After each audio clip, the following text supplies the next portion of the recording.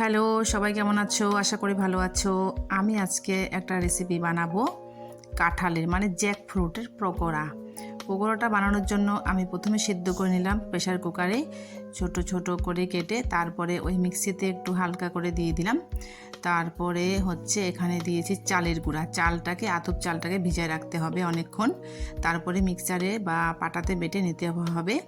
ওখানে দিয়েছি আদা আর কাঁচা লঙ্কা একটু দিচ্ছি। তারপরে আবার এখানে কুচি করে দিলাম পেঁয়াজ আর কাঁচা লঙ্কা, সাথে ধনেপাতাও আছে। সব দিয়ে মিক্সিং করে নিলাম। লবণ, হলুদ, একটু লঙ্কার গুঁড়াও দিয়ে দিলাম।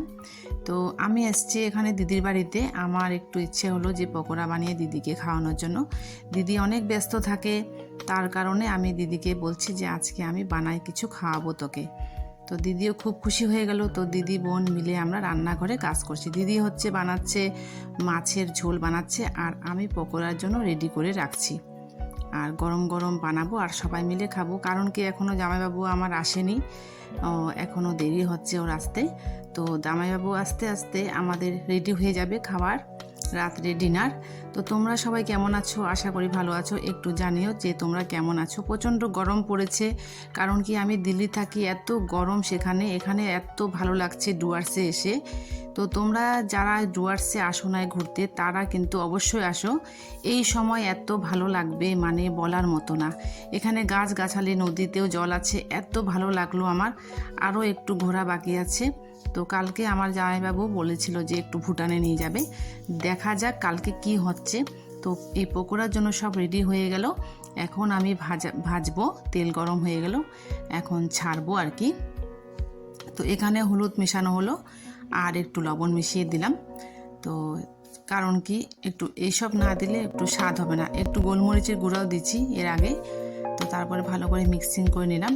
কড়াইতে তেল দেওয়া হলো, কড়াইটা গরম হয়ে গেছে অনেকটাই। তো তোমরা এই রেসিপিটা বাড়িতে বানিয়ে কিন্তু খেতে পারো। দারুণ একটা ফ্লেভার। সাধারণত আমরা তো কাঁঠালের সবজি রান্না করে খাই, কিন্তু পকোড়াটা কিন্তু খাওয়া যায় না, খুবই কম। কারণ কি এত ঝামেলা, সেই ঝামেলার কারণে আমরা পকোড়াটা খাই না। পকোড়াটা দারুণ লাগে গরম গরম ভাতে, এত টেস্টি লাগে বলার মতো না। গরম ভাতে খেতে হবে, আর চায়ের সাথেও খাওয়া যাবে বিকালবেলায়। তো আশা করি সবাই ভালো আছো আর ভালো থাকো। আমি চাই সবাই ভালো থাকুক, আমিও ভালো আছি। তো এখন আমি আর কি বলবো, যদি কোনো ভুল হয়ে থাকে একটু কমেন্ট করে জানিয়ে দিও। তোমরা সকলে মিলে আমার ভিডিওটাকে দেখার জন্য অনেক অনেক ধন্যবাদ। তো পকোড়া রেডি হয়ে গেল, এখন আমরা খাবো। আমার ভাগ্নিটাকে একটু বললাম যে তুমি টেস্ট করো প্রথমে, তারপরে লবণ টবণ হয়েছে কিনা একটু দেখতে হবে না। তো স্বাদ মতন যদি না হয় তখন তো ভালো লাগবে না।